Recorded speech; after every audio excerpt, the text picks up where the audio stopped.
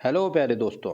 मैं आकाश एक बार फिर से आप सबका स्वागत करता हूं आपके अपने परिवार रामसन सिलेक्शन क्लासेज में। दोस्तों, जैसा कि आप सबको पता है कि मैं पर डे यूपीएसआई और यूपी पुलिस 2026 के लिए मैथ का एक वीडियो लेके आया करता हूं। और दोस्तों, आज से ही, आज क्या यानी कि आज के पहले यानी कि कल से मैंने यूपीएसआई और यूपी पुलिस 2026 को देखते हुए मूल विधि और संविधान की भी प्रैक्टिस स्टार्ट कर दी है। और उसके भी मैं टॉप 10 क्वेश्चन या टॉप 15 क्वेश्चन या टॉप 20 क्वेश्चन जैसे ही दोस्तों मुझको टाइम मिलता रहेगा वैसे ही मैं लाता रहूँगा। ठीक है, तो मैं अभी कल की वीडियो में मैं दोस्तों 10 क्वेश्चन लेके आया था। आज की वीडियो में मैंने एक क्वेश्चन बढ़ाया है, आज मैं 11 क्वेश्चन लेके आया हूँ। चलिए दोस्तों, तो हम ज़्यादा बातचीत नहीं करेंगे और ज़्यादा अपना टाइम वेस्ट नहीं करेंगे, देखेंगे अपने क्वेश्चन को। ठीक है दोस्तों, चलिए देखते हैं अपना क्वेश्चन नंबर फर्स्ट। कह रहा है दोस्तों, भारतीय प्रशासनिक सेवा के प्रमुख के अधिकारी निभाते हैं। क्या कह रहा है कि भारतीय प्रशासनिक सेवा के प्रमुख की भूमिका कौन निभाते हैं। हमारा ऑप्शन नंबर फर्स्ट दे रहा है मुख्य न्यायाधीश, ऑप्शन सेकंड भारत के नियंत्रक और महालेखा परीक्षा, ऑप्शन सी दे रहा है महान्यायवादी और ऑप्शन डी दे रहा है मंत्रिमंडल सचिव। तो दोस्तों, हमारा ऑप्शन नंबर डी मंत्रिमंडल सचिव बिल्कुल करेक्ट हो जाएगा। तो क्या हो जाएगा कि जो मंत्रिमंडल सचिव, जिसे हम कैबिनेट सचिव भी कहते हैं, वो भारतीय प्रशासनिक सेवा के प्रमुख की भूमिका निभाने वाला आंसर हो जाएगा। ठीक है, क्वेश्चन नंबर सेकंड कह रहा है, खालिस्तान के मौलिक अधिकार के प्रतिबंध के तहत सरकार कुछ स्थितियों में हथियारों के बिना हो रही शांतिपूर्ण सभा को सीमित कर सकती है। उदाहरण के लिए कह रहा है कि मामला अगर सार्वजनिक व्यवस्था के हित में हो।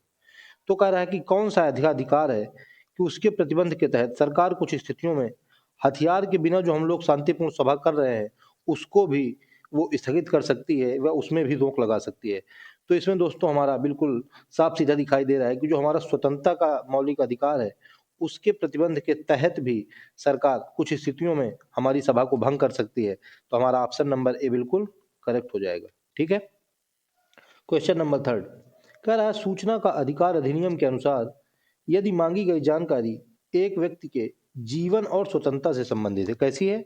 जीवन और स्वतंत्रता से संबंधित जानकारी है। तो कह रहा है कि जन सूचना अधिकारी को कितनों दिनों के भीतर अनिवार्य रूप से जो हमने सूचना मांगी है उसका जवाब देना पड़ेगा। ऑप्शन नंबर ए कह रहा है 1 दिन, ऑप्शन नंबर बी 2 दिन, ऑप्शन नंबर सी 5 दिन, ऑप्शन नंबर डी 10 दिन। तो दोस्तों, अगर ऐसी जो हमारी सूचना हमने मांगी है वो हमारे जीवन और स्वतंत्रता से संबंधित है तो ऐसी सूचना का जो जवाब है वो 2 दिनों के अंदर देना पड़ता है। ऑप्शन नंबर बी हमारा बिल्कुल करेक्ट हो जाएगा। ठीक है दोस्तों, क्वेश्चन नंबर फोर कह रहा है, भारतीय दंड संहिता का समुद्र में क्षेत्राधिकार कहाँ तक फैला हुआ है। तो दोस्तों, जो भारतीय दंड संहिता है उसके अनुसार भारत का समुद्र में क्षेत्राधिकार 12 समुद्री मील यानी कि ऑप्शन नंबर सी हमारा बिल्कुल करेक्ट हो जाएगा। दोस्तों, 25 अगस्त 1976 को, कब? 25 अगस्त 1976 को कौन सा? 25 अगस्त 1976 को समुद्री क्षेत्र एक्ट आया था। कौन सा दोस्तों? 25 अगस्त 1976 को समुद्री क्षेत्र एक्ट आया था। ठीक है दोस्तों, क्वेश्चन नंबर 5 कह रहा है, स्वतंत्र भारत में स्थानीय सरकार यानी कि गांव और नगरीय स्तर की सरकार को वर्ष में यानी कि खालिस्तान 73वें और 74वें संविधान संशोधन के माध्यम से पंचायती राज प्रणाली के तहत औपचारिक रूप दिया गया। यानी कि हमसे पूछ रहा है कि कौन से सन में 73वां और 74वां संविधान संशोधन किया गया था, यानी कि 1992। ऑप्शन नंबर डी हमारा बिल्कुल करेक्ट हो जाएगा। दोस्तों, 73वें संविधान संशोधन के तहत 11वीं अनुसूची जोड़ी गई थी और 74वें संविधान संशोधन के तहत 12वीं अनुसूची जोड़ी गई थी। ठीक है दोस्तों, चलिए देखते हैं नेक्स्ट क्वेश्चन। क्वेश्चन नंबर 6 कह रहा है, किस न्यायिक मामले में सुप्रीम कोर्ट ने फैसला दिया कि कोई भी सांसद या विधायक या विधान परिषद का सदस्य जो एक अपराध का दोषी पाया जाता है और जिसे न्यूनतम 2 साल कारावास की सजा दी गई है वो तत्काल प्रभाव से सदन की सदस्यता खो देगा। तो ऑप्शन नंबर ए कह रहा है सल्ला मुदगल बनाम भारत सरकार, ऑप्शन बी इंदिरा साहनी बनाम भारत सरकार, ऑप्शन सी ओम प्रकाश बनाम भारत सरकार, ऑप्शन डी लिली थॉमस बनाम भारत सरकार। तो दोस्तों, हमारा option number D lily Thomas बनाम भारत सरकार बिल्कुल करेक्ट हो जाएगा। ठीक है, चलिए देखते हैं नेक्स्ट क्वेश्चन।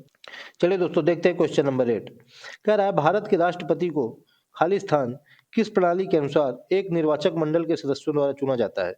तो दोस्तों, ये पॉपुलर क्वेश्चन है। हम सबको पता है कि ऑप्शन नंबर डी यानी कि एकल हस्तांतरित मत के माध्यम से आनुपातिक प्रतिनिधित्व प्रणाली के अनुसार भारत के राष्ट्रपति को चुना जाता है।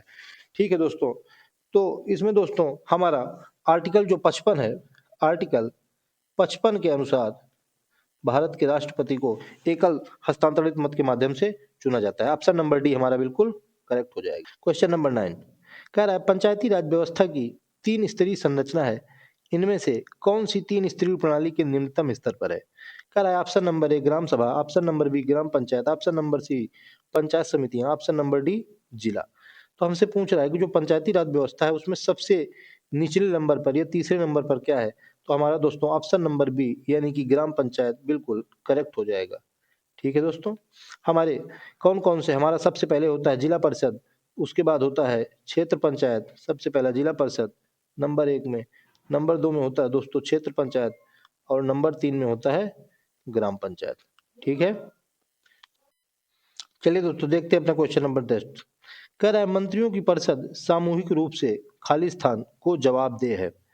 तो दोस्तों मंत्रियों की परिषद ऑप्शन नंबर ए प्रधानमंत्री, ऑप्शन नंबर बी राष्ट्रपति, ऑप्शन नंबर सी संसद, ऑप्शन नंबर डी लोकसभा। तो दोस्तों ऑप्शन नंबर डी लोकसभा हमारा बिल्कुल करेक्ट हो जाएगा। तो क्या हो जाएगा कि मंत्रियों की परिषद सामूहिक रूप से लोकसभा के प्रति जवाबदेह है। इसके प्रति दोस्तों लोकसभा के प्रति। ठीक है, चलिए चलिए दोस्तों देखते हैं अपना आज का क्वेश्चन नंबर लास्ट यानी कि 11 नंबर क्वेश्चन। कह रहा है सरकार महिलाओं और बच्चों के लिए और जो आर्थिक और सामाजिक रूप से पिछड़े हैं उन नागरिकों के समूह के लिए विशेष प्रावधान कर सकती है। फिर कह रहा है कि यह भारत में निम्नलिखित में से किस मौलिक अधिकार के खिलाफ है? तो दोस्तों ऑप्शन नंबर ए दे रहा है धर्म की स्वतंत्रता, ऑप्शन नंबर बी संवैधानिक उपचार, ऑप्शन नंबर सी समानता का अधिकार, ऑप्शन नंबर डी स्वतंत्रता का अधिकार। तो दोस्तों ये विशेष प्रावधान करने के लिए कह रहा है तो ये हमारे समानता के अधिकार का हनन है। तो हमारा ऑप्शन नंबर सी दोस्तों बिल्कुल करेक्ट हो जाएगा। कौन सा दोस्तों? ऑप्शन नंबर सी बिल्कुल करेक्ट हो जाएगा। तो दोस्तों ये थे मेरे आज के टॉप 11 क्वेश्चन मूल विधि और संविधान को लेकर के जो आपकी तैयारी को कुछ मजबूती प्रदान करेंगे। तो दोस्तों अगर आपको मेरा ये वीडियो थोड़ा सा भी अच्छा लगा हो तो मेरे वीडियो को लाइक जरूर करें, और हाँ दोस्तों अगर आप मेरे चैनल पर नए हैं तो मेरे चैनल को सब्सक्राइब करें, और जो भी आपके दोस्त तैयारी करने वाले हों उनको मेरे वीडियो शेयर कर दिया करें जिससे कि उनकी भी तैयारी कुछ अच्छी हो जाए।